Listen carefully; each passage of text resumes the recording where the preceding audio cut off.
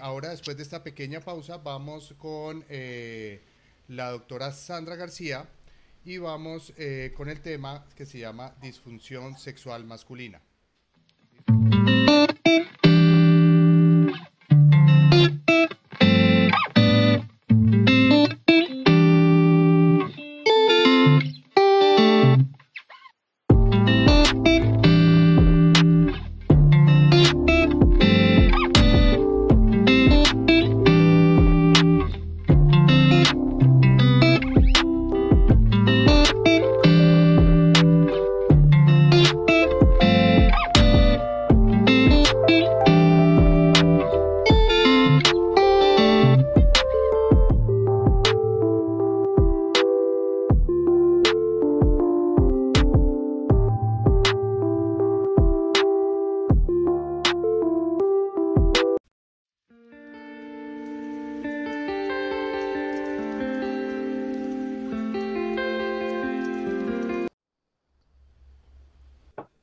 Buenas noches para todos los que nos están acompañando en este simposio sobre salud sexual. Vamos a hablar un poco de la salud sexual masculina y las disfunciones sexuales en los hombres. Primero vamos a hablar que la salud sexual es el estado físico, emocional, mental y social de bienestar con relación a la sexualidad, que no es necesariamente la ausencia de enfermedad, disfunción o dolencia. Sexualidad se define como el resultado de interacción de factores biológicos, psicológicos, socioeconómicos, culturales, éticos y religiosos o espirituales. La sexualidad se vive y se expresa en todo lo que somos, sentimos, pensamos y hacemos. Pero ¿hasta qué edad los hombres tienen o quieren tener sexo o actividad sexual? ¿Cuántos hombres buscan ayuda? Diferentes estudios nos han demostrado que el 70% de los hombres entre los 70 y los 80 años todavía quieren tener actividad sexual. Desafortunadamente, solo entre el 16 y el 33% consultan y de estos solo el 16% reciben tratamiento.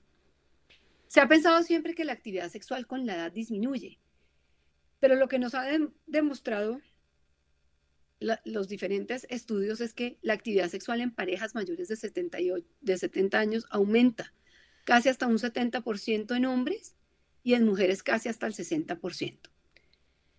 Este estudio comunitario simplemente lo que quiso ver qué pasaba con aquellas personas que tenían algún grado de disfunción eréctil, por ejemplo en los hombres, y qué pasaba con su medicación. Y que lo que nos demostró es que a pesar de que hay un tratamiento oral, solamente la tercera parte, como ya les había dicho, o menos, consulta por tratamiento. Muchos esperan hasta un año para acudir al doctor. Y la primera opción ni siquiera es consultar al especialista, sino pueden ir a médico general, a enfermeras, farmacéuticas y, aunque ustedes no lo crean, la mayor fuente de información actual para buscar tratamiento para algún tipo de disfunción sexual o disfunción eréctil son las redes sociales. Y lo que pasa es que además los diferentes sistemas de salud prefieren que los medicamentos que se le entregan o se le van a formular a los pacientes están respaldados con una fórmula médica. En cuanto al primer contacto, se indica que especialmente los hombres buscan primero tratamientos naturales, afrodisíacos, vitaminas y en algunos casos inhibidores de la 5-fosfodiesterasa tipo sildenafil. Lo que busca muchas veces la gente es que con estos tratamientos naturales, incluso como si hubiera productos mágicos que pudieran curar de un momento a otro todas las dificultades que están presentando.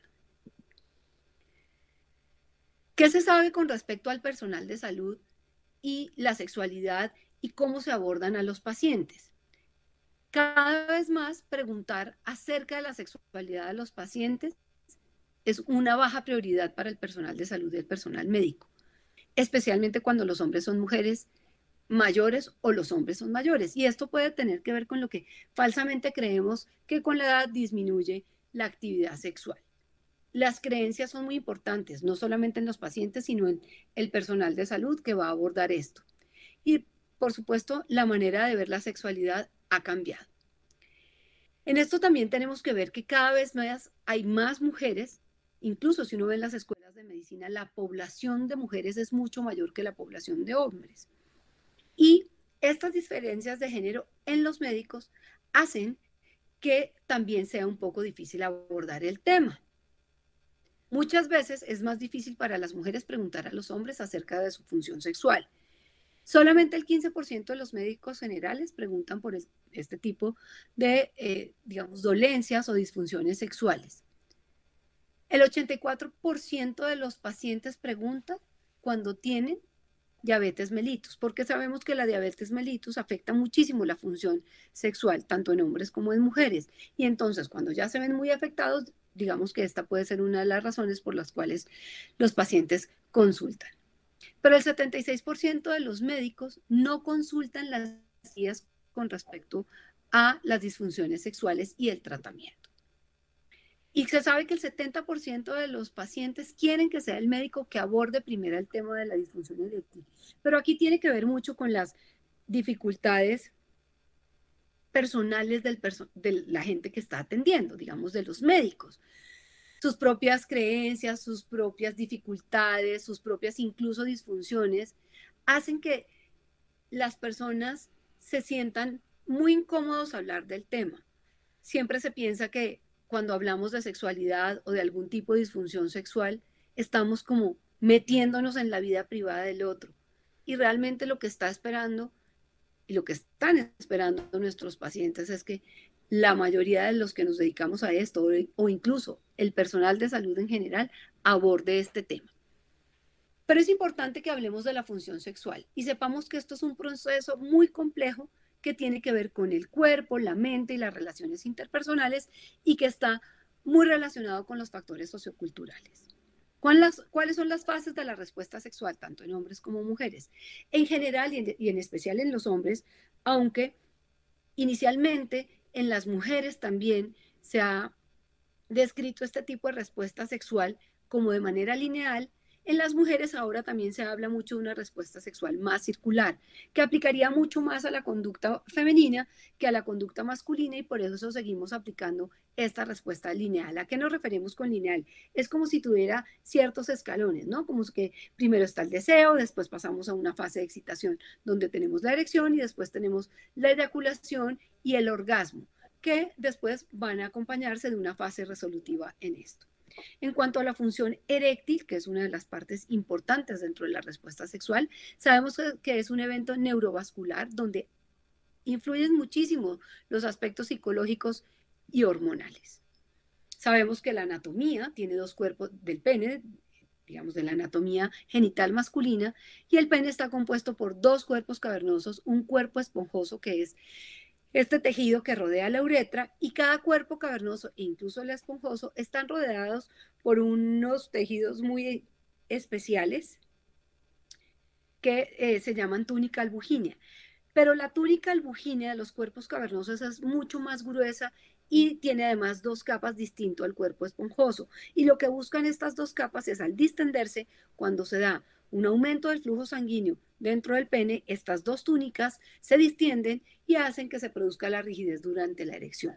Además de esto, en el pene contamos con el nervio dorsal que básicamente nos va a servir para la sensibilidad y podamos llegar a pasar un umbral específico y lograr llegar a esta fase de la respuesta sexual donde encontramos la eyaculación y el orgasmo, que aunque son dos eventos distintos, en los hombres la mayoría, como estos dos eventos se producen en el tiempo, para la mayoría de los hombres lo identifican como si fuera un solo proceso.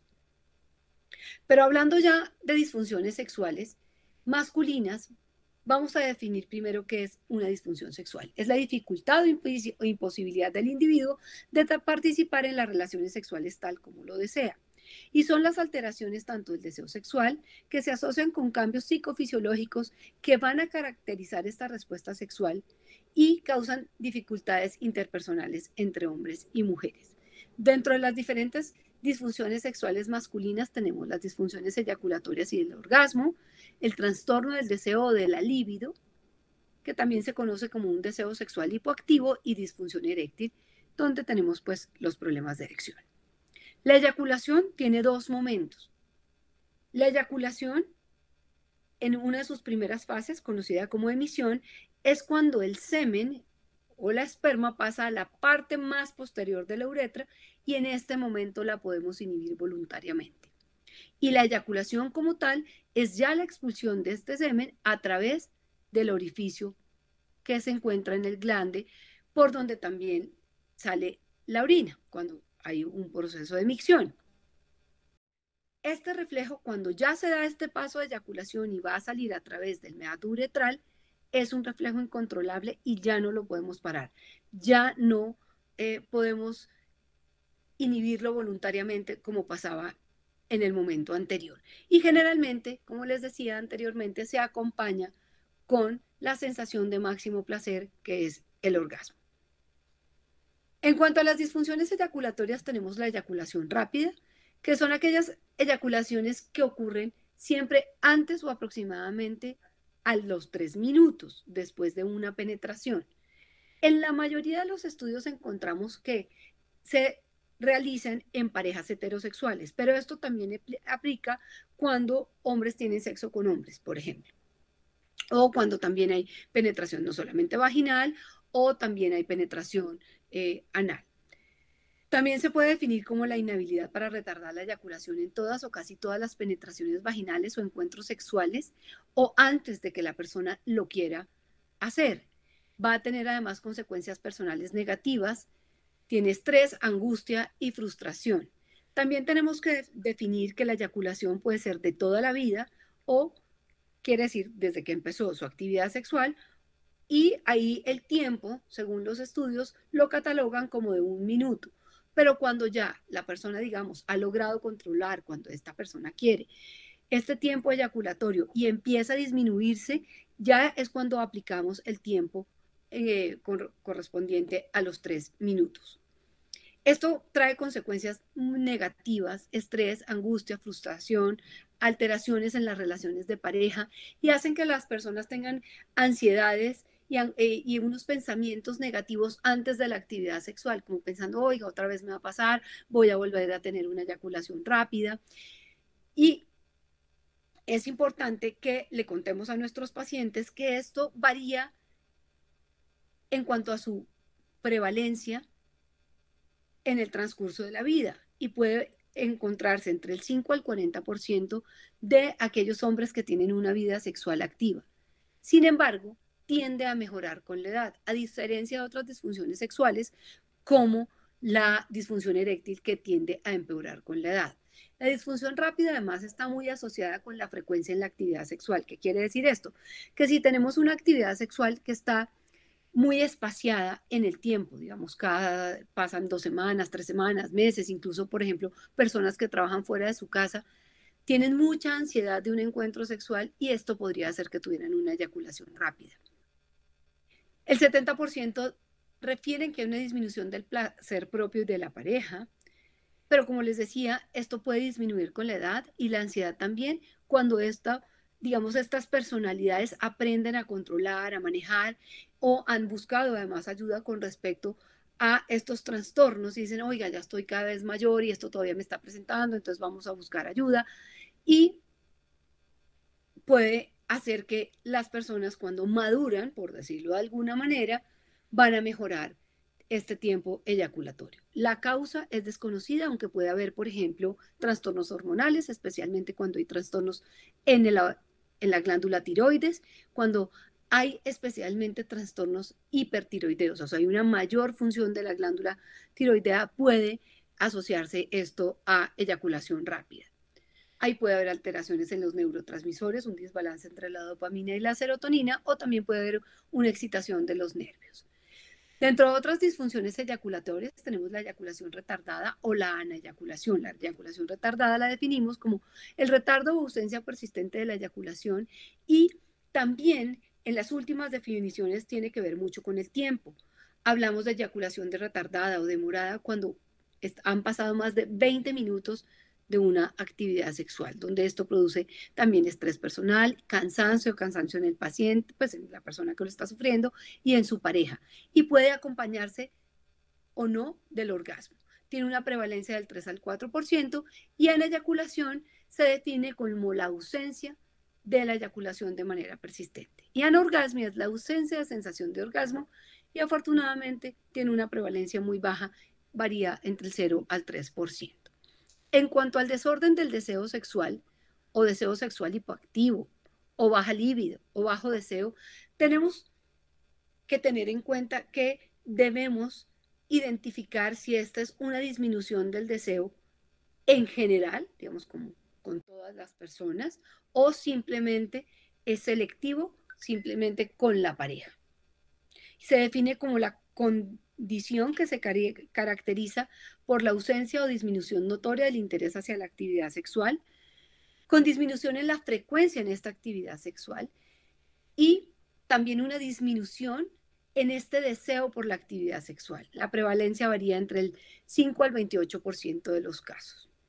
Está muy relacionada con la edad y también se relaciona con la disfunción eréctil, con los bajos niveles de testosterona, y esto va a hacer que las personas también puedan tener, digamos, una disminución del deseo sexual cuando lo asociamos a disfunción eréctil, a que digan, no, mejor no quiero tener actividad sexual, esto de manera muy inconsciente, o para qué voy a tener una actividad sexual, o se vuelven mucho más apáticos a tenerla porque van a tener también un trastorno de erección asociado.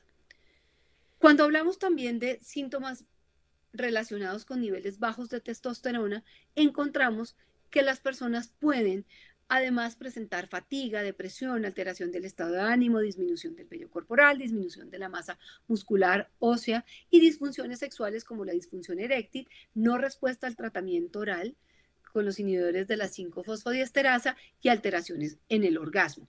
Esto cuando se acompaña también de niveles bajos de testosterona.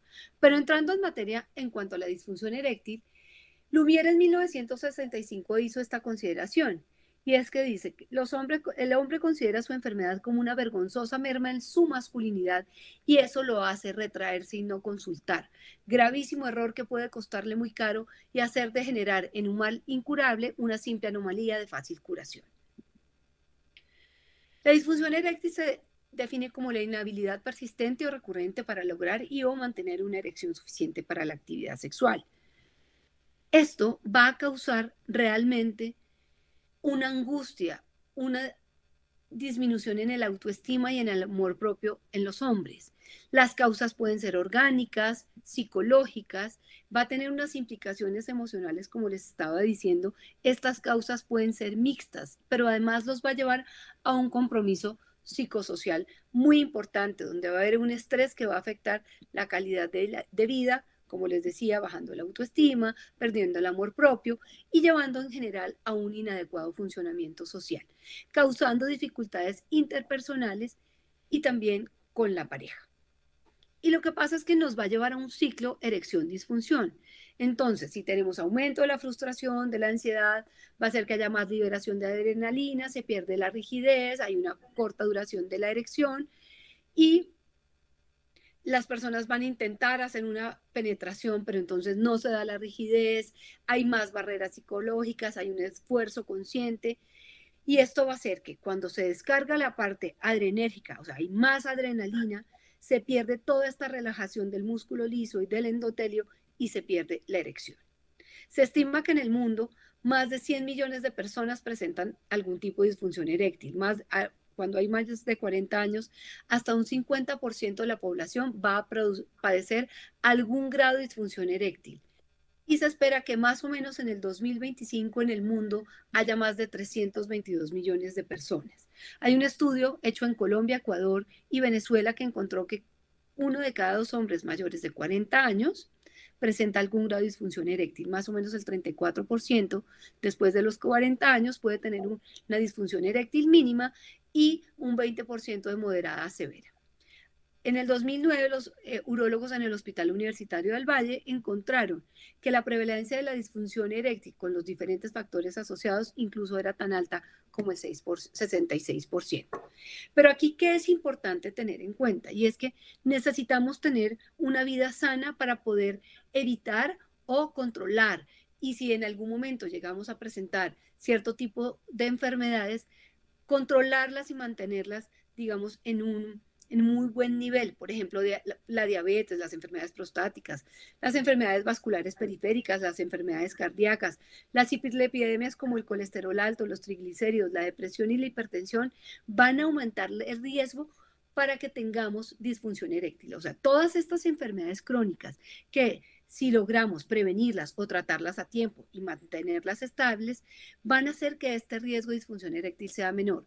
Como podemos ver, la diabetes va a tener un riesgo aumentado de producir disfunción eréctil hasta 4 veces.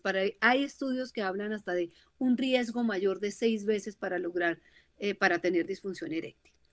Dentro de los factores de riesgo tenemos un factor de riesgo que no podemos modificar y es la edad. Definitivamente todos quisiéramos tener la eterna juventud, pero desafortunadamente pues no existe posibilidad para esto. Este es un factor de riesgo que no podemos modificar, pero las otras enfermedades como las mencionadas anteriormente, que pueden ser ya enfermedades manifiestas o incluso subclínicas, aumentan los riesgos. El síndrome metabólico tiene que ver mucho con la obesidad y especialmente la obesidad centrípeta, la que tiene que ver como con este aumento en nuestro abdomen. Y también el síndrome de deficiencia de testosterona, también conocido como hipogonadismo, o disminución en la producción de testosterona, especialmente relacionada con la edad, van a ser factores de riesgo que van a empeorar la disfunción eréctil. También tenemos medicaciones, sustancias psicoactivas como el consumo de marihuana, porque nos va a llevar a unas alteraciones hormonales. El consumo de sustancias como la cocaína y de los opioides también nos pueden llevar a alteraciones especialmente en la testosterona y la cocaína especialmente en problemas vasculares. Todos estos factores de riesgo como la hipertensión, la diabetes, el colesterol, la obesidad y otros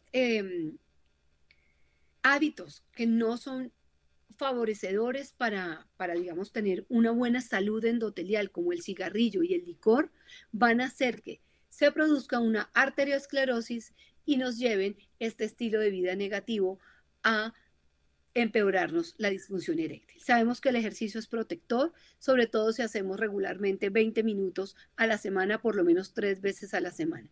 Muchos medicamentos como antihipertensivos, medicamentos psiquiátricos, medicamentos diuréticos, medicamentos, por ejemplo, para trastornos como el cáncer de próstata, pueden llegar a darnos alteraciones en diferentes puntos de la respuesta eréctil. Ya puede ser vascular o puede tener acciones directas sobre las hormonas y nos van a, digamos, a producir estos efectos secundarios negativos. En cuanto a la obesidad central, sabemos que es un predictor muy importante de disfunción eréctil, especialmente en mayores de 60 años, así no tengan disfunción, diabetes mellitus o hipertensión arterial. El riesgo de tener disfunción eréctil es significativamente mayor en aquellos que tienen estos abdómenes muy prominentes y puede ser el riesgo de tener disfunción eréctil casi hasta 20 veces más que en aquel que no tiene este tipo de obesidad. Entonces, ¿qué es lo que pasa? Esto nos lleva a una disfunción endotelial que nos va a llevar a una enfermedad cardiovascular. Y esta disfunción endotelial, que también se traduce en una disfunción eréctil, hace que la disfunción eréctil pueda ser un síntoma inicial de una enfermedad sistémica, o sea, de una enfermedad que nos puede afectar otras partes. ¿Y cuál es la teoría? La teoría tiene que ver con que el tamaño de las arterias del pene es mucho más pequeño que de las arterias del corazón o que las carótidas que están en el cuello o incluso de las arterias que están en las piernas. Y esto, cuando hay un menor diámetro, pues se va a afectar primero que en otras partes. Entonces, cuando las personas se enfrentan a una disfunción eréctil y tienen unos factores de riesgo que nos hagan pensar que pueden tener una disfunción endotelial, como por ejemplo las enfermedades vasculares, arteriales, la obesidad, el colesterol, los triglicéridos, azúcar. Esto va a hacer que haya un engrosamiento especialmente en estas arterias, dando una obstrucción en la luz de esta arteria, se limita el flujo, o sea, está mucho más cerrado y de esta manera el flujo no puede llegar más, digamos, de manera adecuada. Entonces, se sabe, según los estudios, especialmente por este principio de Montorsi, que cuando los pacientes llegan a presentar una disfunción eréctil por problemas vasculares, podemos encontrar que tienen un riesgo 5 años antes de presentar un infarto de miocardio. En resumen, ¿qué quiere decir esto? que si tenemos algunos de estos factores de riesgo y los pacientes presentan disfunción eréctil, puede ser un marcador de una enfermedad coronaria 5 años antes. Entonces, no solamente debemos consultar para que nos traten esta dificultad en la función sexual que están presentando, sino que esto nos puede hacer consultar al cardiólogo, al médico internista, para que nos evalúen muy bien cómo están las arterias del corazón y así poder prevenir de manera temprana un infarto del corazón. Y esto, como les decía, es por el diámetro de las arterias. Entonces, simplemente la obstrucción pues se da primero en las de menor calibre que en las de mayor calibre. Entonces, vamos a tener diferentes mecanismos dentro de la función eréctil y dentro de la respuesta sexual. Puede haber fallas en la iniciación de esta respuesta porque tenemos problemas o alteraciones psicológicas, alteraciones neurológicas, hormonales, pero también podemos tener alteraciones en la rigidez, que puede ser que no hay un adecuado flujo, hay problemas hormonales que no nos permiten esto, o puede haber también un fallo en el sostenimiento, donde encontramos disfunciones tanto en la oclusión de las venas, que como les hablaba al inicio, esta túnica albuginea lo que hace es que se distiende muy bien, comprime las venas y no deja que esta sangre que ha entrado a que produzca la rigidez se mantenga, sino que se pierde. Y esto también está muy relacionado con patologías endocrinológicas. Entonces, ¿qué es importante dentro de los mensajes para llevar a casa? Lo primero es que tenemos que tener prevención, cuidar nuestra salud, hacer ejercicio, tener una vida con una dieta lo más sano posible. No es que a veces la gente no pueda darse los gustos en lo que más le gusta, pues en lo que más le apetece, ¿verdad? Sino que no deberían ser el hábito. El hábito debería ser tener una vida saludable, consumir frutas, vegetales, proteínas, hacer mucho ejercicio. Hay que tener en cuenta que muchas de estas disfunciones son frecuentes y dependen del grupo de edad en el que nos encontremos. Como hablamos al principio, tenemos los trastornos de la eyaculación en pacientes más jóvenes y en pacientes mayores. Vamos a tener especialmente trastornos en la erección. Y también con la edad, como se disminuyen las hormonas, podemos tener trastornos en el orgasmo, en la sensación del orgasmo, en la facilidad de poderlo conseguir. Y lo que tenemos que hacer es que si estamos enfrente o enfrentados a alguna de estas situaciones, consultar, buscar ayuda, porque cuando consultamos a tiempo, podemos tratar a tiempo, podemos identificar si hay otras enfermedades subyacentes que ni siquiera nos hemos dado cuenta que las podamos tener. Y es importante tener en cuenta que siempre hay tratamiento. Y como lo van a ver más adelante con la doctora Lucía Nader, hablando de todos los aspectos psicológicos, es muy importante tratar paralelamente la parte psicológica porque todas las ansiedades, dificultades, angustias que se presentan frente a una disfunción sexual van a empeorar la parte orgánica. Entonces es ideal tener como un tratamiento en conjunto donde podamos tratar la parte psicológica y la parte orgánica en el mismo momento. Bueno, esto es todo lo que tenía para compartir con ustedes y quedamos atentos a lo que ustedes necesiten.